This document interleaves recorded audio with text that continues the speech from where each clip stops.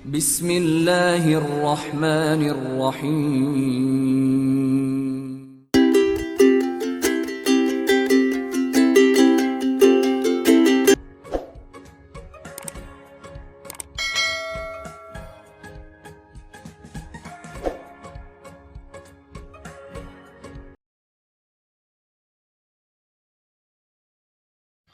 Assalamualaikum warahmatullahi wabarakatuh. Perkenalkan, kami dari kelompok 5. Nama saya Sarinta Nugraha. Nama saya Desi Sargani Suara. Nama saya Ayu Muspina Karli. Nama saya Viola Ramadhani. Kami di sini akan membahas LKS IPA ujian sekolah halaman 140 dari nomor 21 sampai nomor 25. Saya di sini akan membahas soal nomor 21. Kondisi yang harus dipenuhi dalam suatu percobaan bisnis agar hasilnya mencapai optimum adalah, jawabannya adalah C. Kenapa tidak memilih A? Karena jika fotosintesis dilakukan saat suhu dingin, fotosintesis mencapai optimum. Kenapa tidak memilih B? Karena jika tidak ada karbon dioksida dan cahaya matahari, fotosintesis tidak akan mencapai hasil optimumnya. Kenapa tidak memilih D?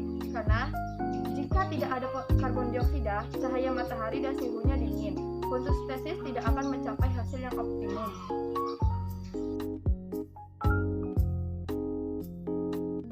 Di sini saya akan membahas soal nomor 22.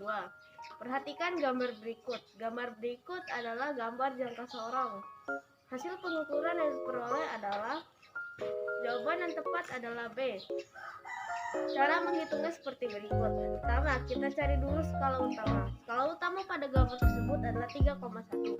Kedua, cari skala noniusnya. Skala nonius pada gambar tersebut adalah 0,09. Setelah itu kita tambahkan.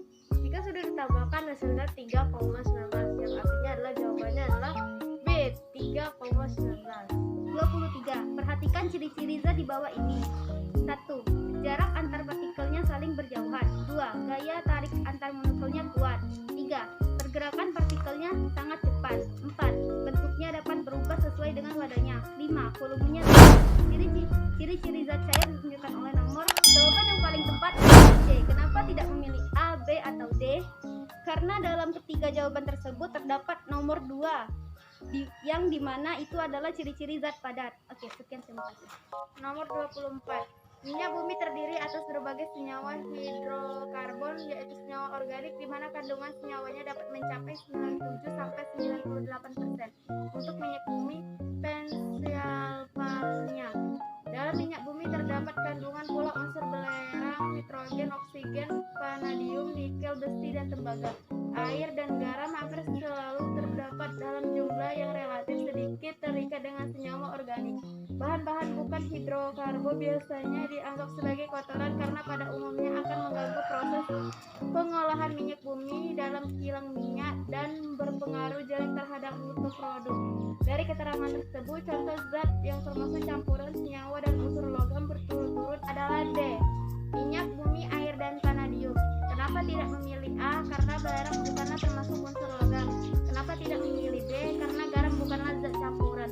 Kenapa tidak memilih C? Karena garam bukanlah zat campuran.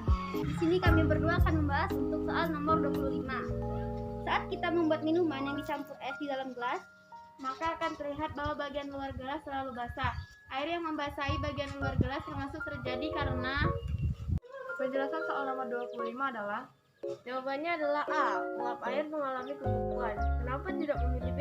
Uap air akan mengalami pembukaan jika berada di freezer atau kulkas. Kenapa tidak memilih C? Uap air akan mengalami penguapan jika dipanaskan melalui kompor. air akan mengalami penguapan dan akan menjadi zat gas. Kenapa tidak memilih D? Karena air akan menembus pori-pori gelas jika air tersebut adalah air dingin yang akan menyebabkan temperatur kaca gelas lebih rendah dari udara sekitarnya.